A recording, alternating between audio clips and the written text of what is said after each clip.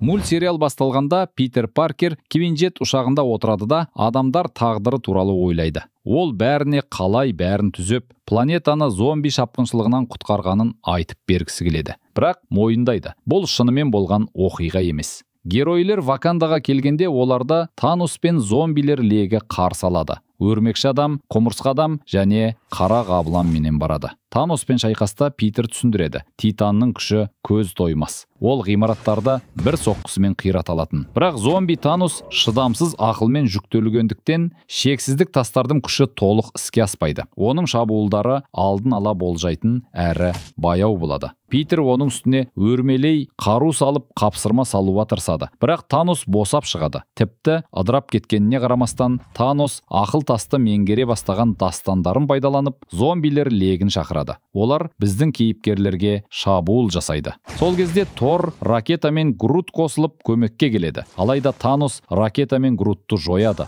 Тор жарақат алады. Кейін Танос қала төңірегін қолынан соғып, жерді аударып, реактор белсенді аймағындағы еріген вибрацияның бетін ашып көрсетеді. Танос назарынан ажыратылған сәтте Питер оған 6 тасты лақтырады. Бірақ Танос тірі қалады. Қара қабылан Питерден ақыл тасты өзіне беруін сұрайды, өз күшін көрсету үшін. Ол Ваканданың шынайы патшасы ретінде Таноспен сөзсіз дуэлге түседі. Бірақ шайқас қарқыны тым қатты болғандықтан Танос қара қабыланнан тасты тартып алады. Питер айтады: соңғы сәтте қара қабылан Ваканда мәңгі деген сөзді меңірей ғана дауыспен айтқандай болған. Сол мезетте патша асықпай Таносқа шабуыл жасап, оны вибрани шахталарына итереді. Осылайша оны жоюға тырысады. Питердің сөзіне сенсек, қара қабылан халықты ғана емес, бүкіл ғаламды құтқарған.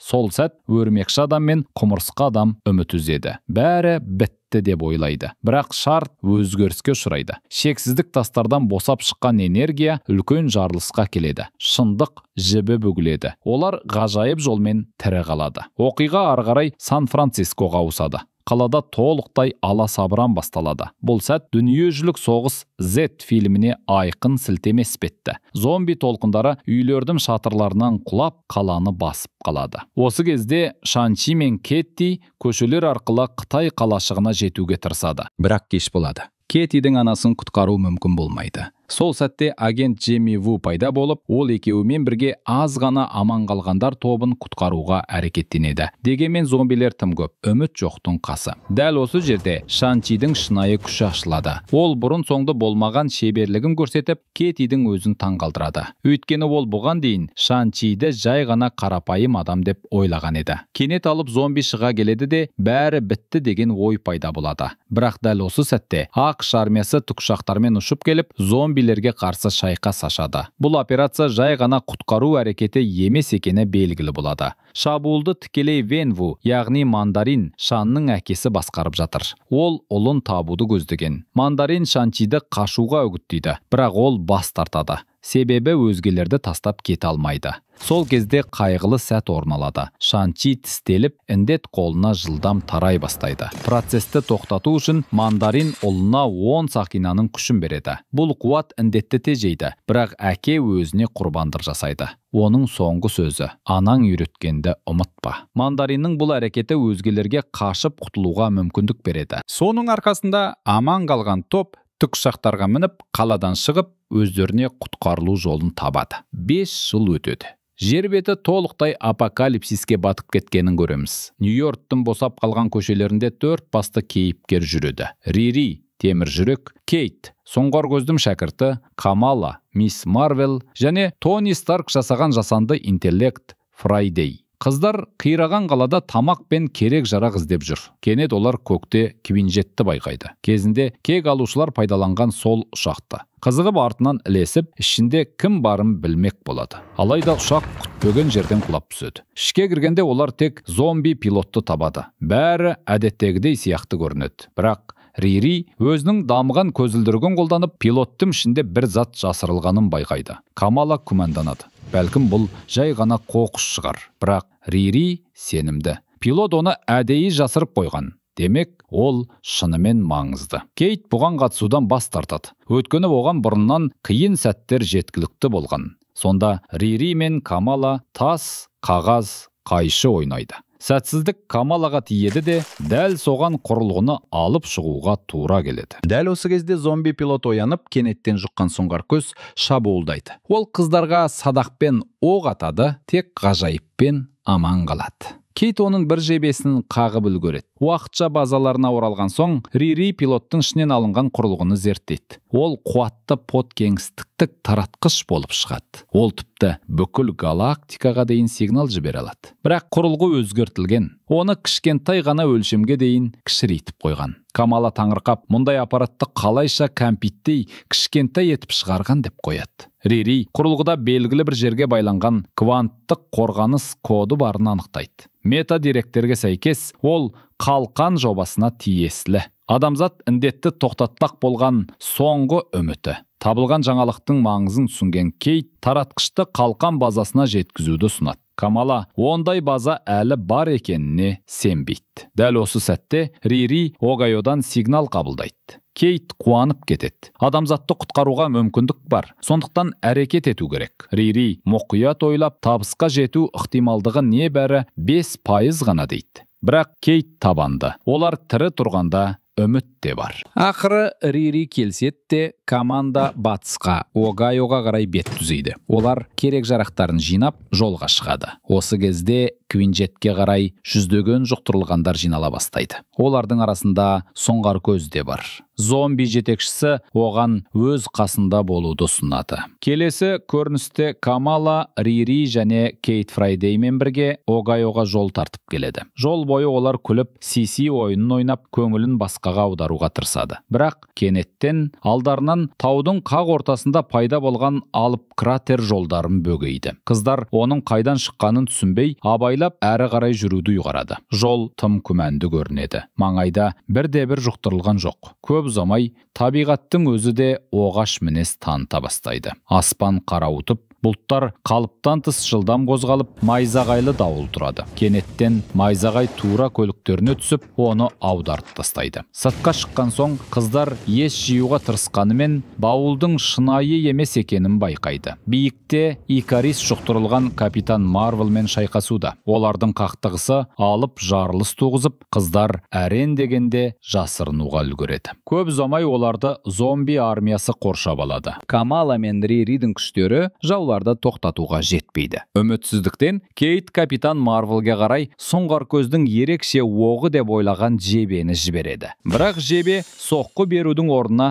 түрлі түсті конфеттиге айналады. Жұқтырылған капитан Марвел лезде жауап қайтарып, Кейт қаза табады. Камала қатты абыржып, досына көмектескісі келеді. Алайда дәл сол сәтте зомби Ририді тістеп үлгереді. Ол бірден өзіне арнайы препарат енгізіп, жұқтыруды уақытша тоқтатып, соңғы шайқасқа дайындалады. Соңғы сәтте Рири Фрайдейге Камаланы және таратқышты қауіпсіз жерге жеткізуді бұйырады да, өзі зомбилерді алаңдату үшін соңғы күреске түседі. Фрайдей Камаланы аман алып кетіп, оған енді бар үміт сенде екенін айтады. Құрылғыны Огайоға жеткізсең ғана адамзаттың тағдыры шешіледі. Ал өзі Рири мен Кейтке көмектесу үшін қалып қояды. Бірақ мүмкіндік жоқ екенін түсінеді. Камала бар күшімен қаша жөнеледі, бірақ сүрініп құлап түседі. Дәл бәрі бітті дегенде, жұмбақ мотоциклист пайда болып, оны қауіпсіз жерге алып кетеді. Бұл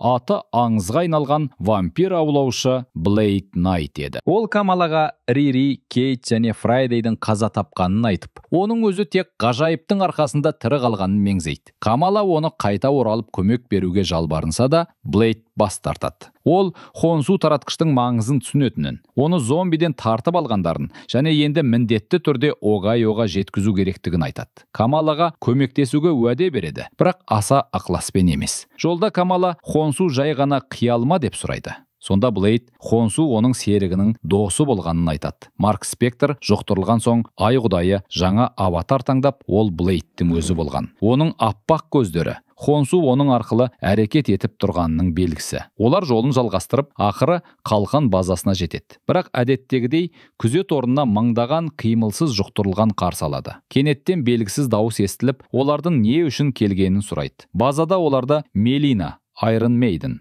Алексей, қызыл қорғаушы, яғни орысша нұсқадағы Капитан Америка, және Елена, қара жесір қарсы алады. Елена арнайы технология арқылы кейбір зомбилерді бақылауда ұстай алады. Блейд өзін Хонсу құдайының иесісі деп таныстырады. Ал Камала құрылғыны кездейсоқ тапқанын айтады. Ол Нью-Йоркте құлаған Квинджеттен шыққан еді. Елена түсіндіреді. Бұл құрылғы ерекше толқын арқылы Нова Корпусқа, ғарыштық полицияға хабар жіберу үшін жасалған.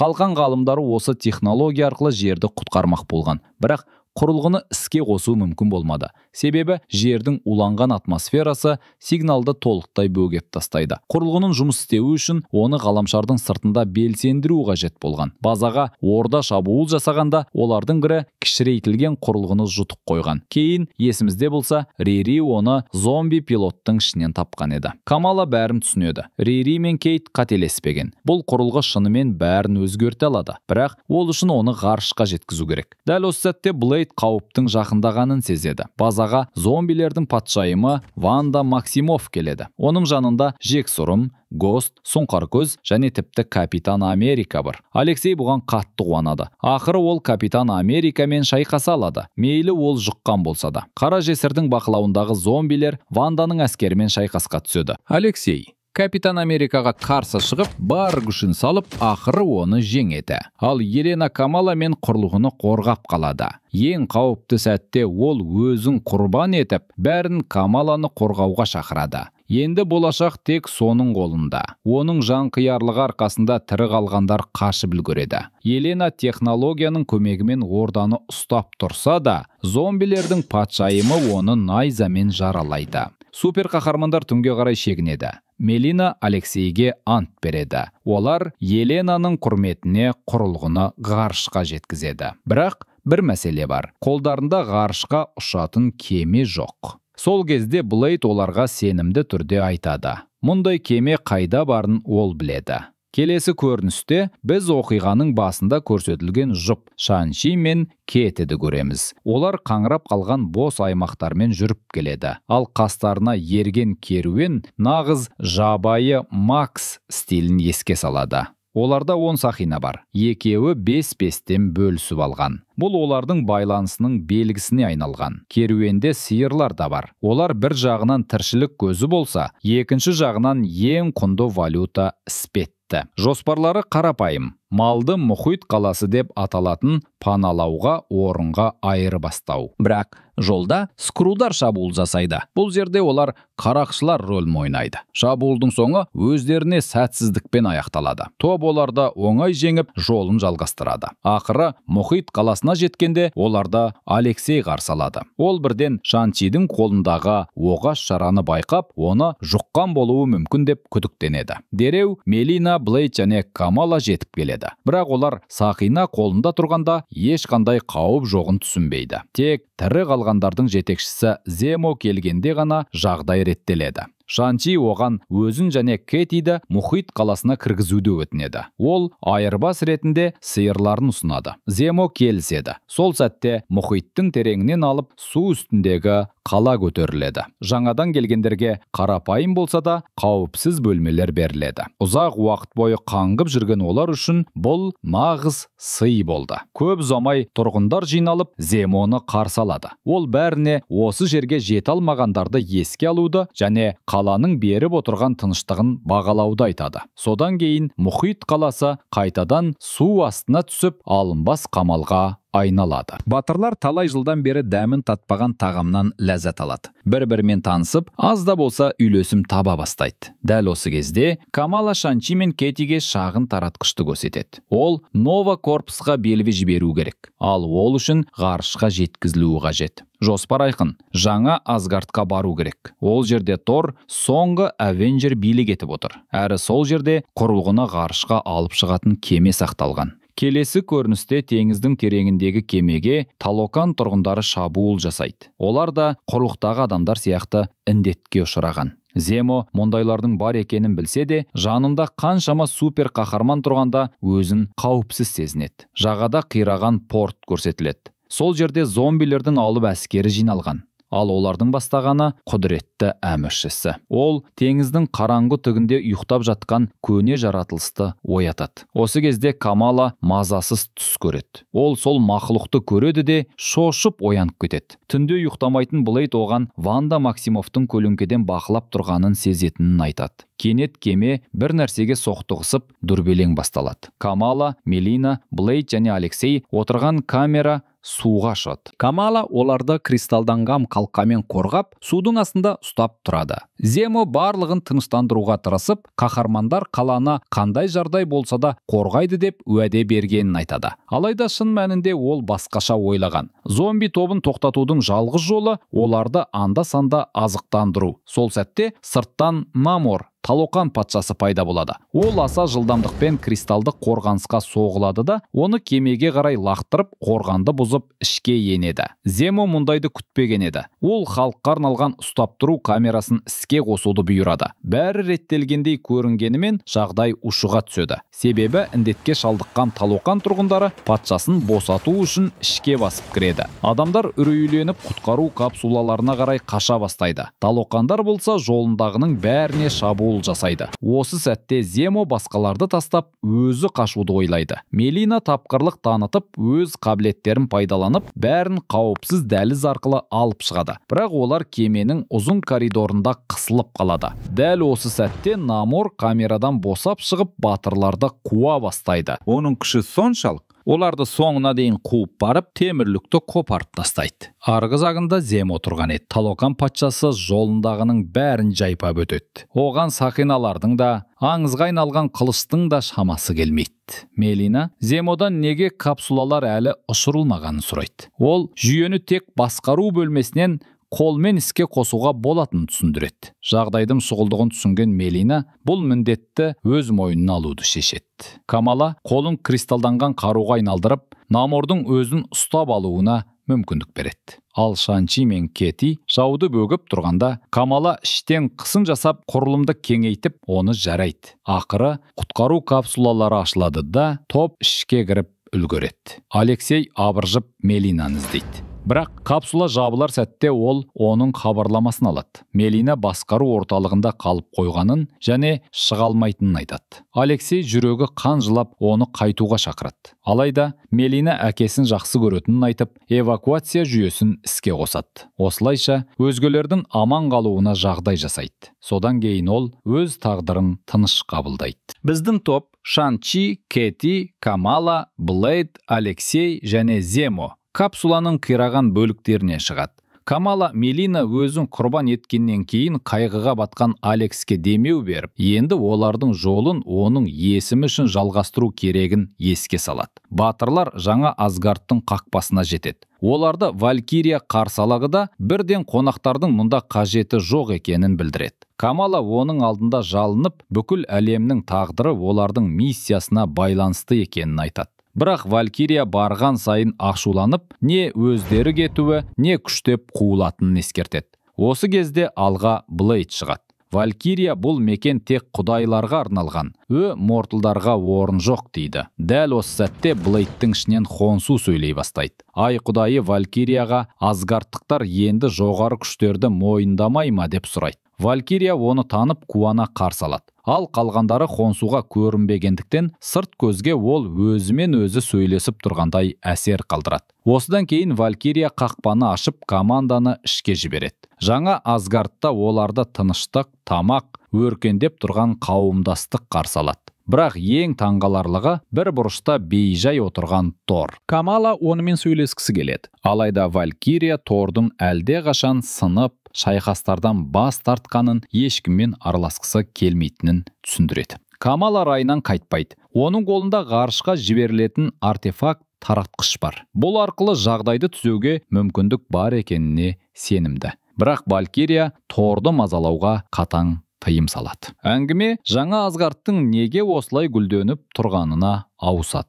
Валькирия мұның бәрі патшайымның арқасы дейді. Земо күмәнданады. Себебі Асгардтықтарда ешқашан патшайым болмаған. Сонда Валькирия шындықты ашады. Алғашқы патшайым Ванда Максимов. Дәл сол осы мерекені ұйымдастырған. Ванда залға кіргенде бірден атмосфера өзгереді. Батырлар қаруларын қолға алады. Ал Валькирия Хонсуға қарап, өзінің жақтастарын ұстап, патшайымды ренжітпеуді талап етеді. Ванда бәрін сабырға шақырып, мұның барлығы түсініспеушілік екенін айтып, дастарқанға жайғасуға шақырады. Бірақ Камала шыдай алмай, оны өлгендердің патшайымы, өз достарының қасіретіне кінәлі деп айыптайды. Ванда болса, өзі де бір кезде жұқтырғанын, бірақ өзін тоқтатып, жазылып шыққанын баяндайды. Ол әлемді қайта тірілтуге шамасы жететінін, егер шексіздік тастары босап шыққаннан кейін сол күшке ие болуға мүмкіндік берілсе, бәрін қалпына келтіре алар еді дейді. Бірақ бұл күшті Брюс Беннер иемденіп алғанын ашық айтады. Сол кезде Асгардтықтар өздерін нашар сезіне бастайды. Валькирия Ванданы сатқындық жасады деп айыптап оған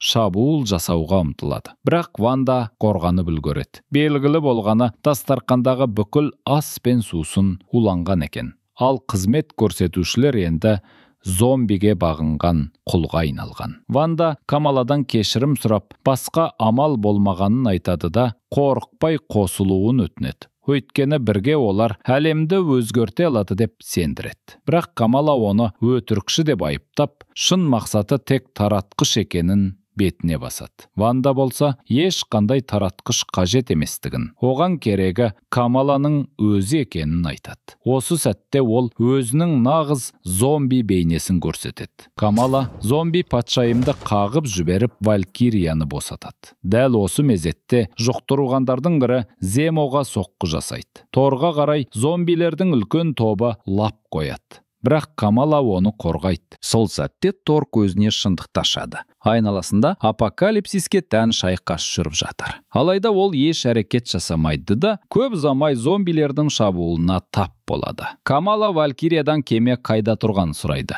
Ол растайды, содан кейін батырлар кемеге қарай жүгіре жөнеледі. Жұқтырылған Асгардтықтар соңдарынан ереді. Жолда Алексейдің жағдайы күрт нашарлайды. Ол да дастарқаннан дәм татқан еді. Ол зомбиге айналып, Камалаға тап береді. Камала жүрегі қан жыласа да, кешірім сұрап, оны басқа зомбилерге қарай итереді. Қалғандары кемеге жетеді. Бірақ ұшып көтеріле бергенде Ванданың сиқыры оларды тоқтатады. Ол кемені өзіне тартып, Камалаға бірге әлемді сауықтыра аламыз деп сендіреді. Дәл осы сәтте аспанды найзағай жарып, сахнаға жаңа Асгардтың королі Тор шығады. Ол Ванда мен оның зомби әскеріне қарсы шайқас бастайды. Тор батырларға дереу ұшып кетуді бұйырады. Камала оны өздерімен бірге жүруге шақырады. Өйткені ол соңғы Авенджер екенін, олардың оған зәру екенін айтады. Бірақ Тор енді соңғы Авенджер Камаланың өзі екенін айтып, өзгелерді бастап кетуді тапсырады. Валькирия басқаруды қолға алып, кемені алып шығады. Ал Тор Ванда мен оның зомби әскерімен шайқаста қалады. Ұшып келе жатқанда, кейіпкерлер бастарынан өткеннің бәрін ой елегінен өткізеді. Камала Валькирияға таратқышты көрсетіп, енді оны қолдана алатынын айтады. Құрылғыны іске қосқаннан кейін, бірнеше минут өтпей-ақ көз қарықтырар ақ жарық пайда болады. Бұл Нова корпус еді. Алғашында кейіпкерлер қуанады, бірақ Валькирия бірден күдіктенеді. Олар шамадан тыс тез жетті. Ең жылдам белгіде апталап жетеледі. Демек, Нова корпусы осы маңайда жүрген. Олар хабарлап, 2149 нөмірлі планета ресми түрде жойылғанын жариялайды да, супер қаһармандарға қайта оралуға бұйрық береді. Қашуға талпыныстың кез келгені толықтай жойылумен аяқталатынын ескертеді. Оларға 10 секунд уақыт беріледі. Сонда ғана кейіпкерлер түсінеді. Нова корпусы құтқаруға емес, ешкімнің жерді тастап кетпеуін қадағалауға келген. Артқа санау басталады да, тазарту протоколы қосылады. Қаһармандардың кемесі оқтан жалтарып, барынша маневр жасайды. Камала ең қауіпті жарықтарды жауып үлгереді. Бірақ ақыры кеменің өзі қақ бөлінеді. Сол сәтте Камала жолдастарын нұрлы қалқанымен орайды. Барьер әлсіреп, олар теңізге құлайтын сияқты көрінеді. Бірақ дәл соңғы сәтте белгісіз туннелдер ашылып, бәрін басқа жаққа тартып әкетеді. Өздеріне келгенде, оларды өрмекші адам мен құмырсқа адам қарсы алады. Камала қуанышын жасыра алмайды. Алдында тұрған оның кумирі Питер Паркер. Дәл осы кезде жасыл түсті минотавр Ринтра пайда болады. Ол Баал планетасынан келген. Ринтра қаһармандарға король Тчалла қара қаблан Таносты тоқтату үшін өзін құрбан еткенін баяндайды. Әлемді ұстап тұрған шексіздік тастары жойылып, бақылаусыз қуат дауылын туғызған. Оны тежеу үшін жаман ойсыз соншалық күшті қабылдай алатын біреу қажет болған. Сол міндетті Брюс Беннер Халк атқарған. Ол тастардың энергиясын өз бойына сіңіріп ұстап қалалды. Камала Брюстің тірі екенін естіп қуанады. Бірақ Валькирия түсіндіреді. Ол бұрынғы Брюс емес. Енді ол әлемдерді құрып та, қиратып та жіберетін күштің мәңгі сақшысы. Қонсу таңданып, неге бәрі осында жиналғанын сұрайды. Сонда Ринтра өлілер патшайымы Брюске қарсы тұрып, оның күшін иелену үшін жеткілікті қуатты зомбилер әскерін жинағанын айтады. Алда шешуші шайқас күтіп тұр. Сондықтан оларды бірге соғысуға шақырады. Құмырсқа адам бұл таңдаудың кек өздеріне тиесілі екенін ескертіп, олардың басынан онсыз да көп сынақ өткенін айтады. Ешкім оларға жаңа тағдырда күштеп таңуға құқылы емес еді. Келесі көріністе Камала достарын есіне алады. Шанчи одан нені қорқатынын сұрағанда, ол бұл қорқыныш емес, кінә сезімі екенін айтады. Ол бәрін соңынан ертіп, бәрін дұрыстаймын деп үміттенді. Бірақ оның таңдауы қалаған нәтижеге жеткізбеді. Шанчи оны жұбатып, алдарында соңғы мүмкіндік тұрғанын айтады. Камала өлілер патшайымын жеңудің кепілі бар ма деп күмәнданады. Бірақ жауап біреу тәуекелсіз жеңіс болмайды. Шанчи сөзін жалғап, Майзағайдың құдайы Камаланы кек алушы етіп таңдағанын еске салады. Бұл оған күш береді де, ол Вандамен соңғы шайқасқа қатысуға келіседі. Сол сәтте қасына Валькирия мен Хонсу келеді. Барлығы енді жер үшін шешуші соғыстың сәті туғанын түсінеді. Осы кезде өлілер патшайымы өзіне бағынышты қалың қолымен бірге халыққа қарсы тұруға дайындалып, шексіз қуатты иемденуді көздейді. Оның әскерінде ұсақтар да, алыптар да бар. Бәрінің мақсаты күзетшіні құлату. Халықтың күші алып еді. Бір ғана соққысымен ол жауынгерлердің көбін жайпап өтті. Әр қимылы алып полқынға айналып, қарсы келгендерді жан жаққа ұшырды. Ванда шабуылын күшейтеді. Өлілер патшайымы халықты су тасқынымен құрсаулау үшін алып пропульсорды қолданады. Бірақ халық өз қуатымен оңай босап шығады. Шайқасқа алыптар қосылады. Алайда оларды да халық жеңіп тастайды. Оның таңғаларлық қалпына келу қабілеті оған құлауға мүмкіндік бермейді. Дегенмен шексіз жауынгерлер толқына топырақ шауып, алға ұмтылған сайын қысым күшейе түседі. Ақыры халық әлсіреп, тізерлеп қалады. Өлілер патшайымы салқын қандылықпен қасына келіп, оның бұл ауыртпалықты көтере алмайтынын айтып, азаптан құтқарамын деп сендіреді. Ванда шешуші соққы жасауға дайындалған сәтте порталда біздің қаһармандар пайда болып шайқасқа қосылады. Барлық көздер Вандаға тігіліп, ол Камалаға ерекше мән беріп қарап, келгеніне қуанғандай әсер қалдырады. Ринтра ескертеді. Олар сиқыршыға Брюске қол тигізуге жол бермеуі тиіс. Шайқас қыза түседі. Қарсыластар толассыз шабуылдайды, бірақ Камала алып қалқанды ашып, жүздеген дұшпанды бір сәтте жояды. Қалған қаһармандар да өз күштерін паш етеді. Ванда болып жатқанның бәрін бақылайды. Оның жағында да зомби супер қаһармандар соғысқа кірісіп, жағдайды қиындатады. Ванда назарын қайтадан Камалаға аударып, оны өз жағына тартуға тағы да талпынады. Бірақ Камала бас тартады. Ол достарын құтқарудың орнына керісінше сорлатып жіберген дәл осы Ванда екенін біледі. Дәл осы сәтте зомби Алексей мен Камалаға тікелей бет алған жұқтырылған супер қаһармандардың әскері пайда болады.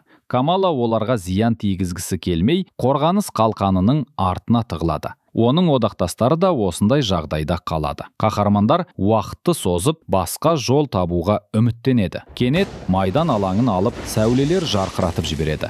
Бұл зомбиға айналып, толығымен Вандаға бағынған Тор еді. Халк оның бетіне тік қарайды. Тор найзағайлы балғасын шақырып шабуылға шығады. Ванда мұны шешуші сәт деп жариялайды. Тор балғасын бірнеше мәрте халкке сілтеп, ауыр соққылар жасайды. Халк бір соққыны қолымен тосып, қуатты соққы толқынын тудырады. Ванда айқасты ләззаттана тамашалайды. Халк Тордың басын қармап, оны мыжғысы келгендей қысады. Бірақ Тор аузынан жарық сәуле жіберіп, қарсыласын сәл уақытқа тұсат тастайды. Халк тез есін жиып, соққымен жауап береді де, оған қарсы шабуыл жасауға мүмкіндік бермейді. Ол Торды әуеге лақтырып, бар күшімен жерге соғады. Қуатты жарылыс толқыны жаудың әскерін жан-жаққа ұшырады. Тор жеңілді. Камала халкке жеңілдеп қарайды. Алайда дәл осы сәтте Ванда кенет қасына телепортацияланып келіп, қолын халктың денесіне соғып, оның қуатын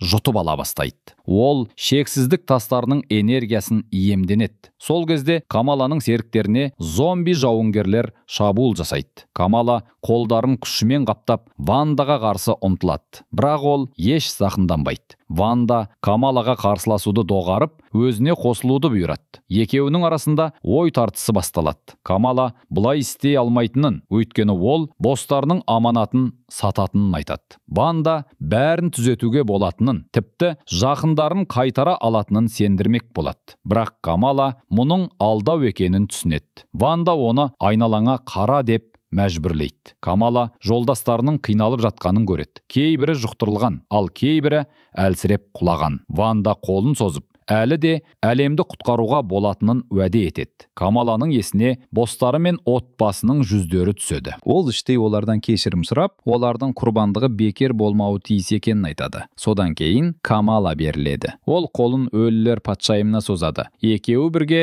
шексіздік тастарының энергиясын сіңіре бастайды. Жарылыс күші төңіректі шайқап, планета өзгере бастайды. Келесі көріністе Камала анасын еске салатын жылы дауысты естіп, көзін ашады. Ол қуанып, есікке жүгіріп шығады. Онда Кейт пен Рири тұр, тірі, күліп, бәрі ештеңе болмағандай. Камала оларды құшақтап, қатты сағынғанын айтады. Қыздар шайға барып күлісіп, бір-біріне әзілдейді. Камала 5 жыл бойы бұл сусынды ішпегенін айтады. Подругалары күлімдеп, олар оны кеше ғана ішкенін еске салады. Камала не істегісі келетінін тізбектей бастайды. Құрбылары оның көңіл күйіне таңырқайды. Ол болса шаттыққа бөленіп, өзін қалыпты сезініп тұрғанына қуанып, осы сәтті бағалауды сұрайды. Сол кезде велосипедін қоя жатқан жас жігітке көзі түседі. Камала оның сымбатты екенін атап өтеді, ал құрбылары келіседі. Кенет көрініс өзгереді. Жарқын алаң мен тыныш көше жоғалып, оның алдында қараңғы әлем мен зомбилер пайда болады. Нақты әлемнің елестері самасына араласып, иллюзия бұзылады. Әйел дауысы естіліп, оған болып жатқанға сенбеуді ескертеді. Камала өзін қиял әлемінде екенін түсінеді.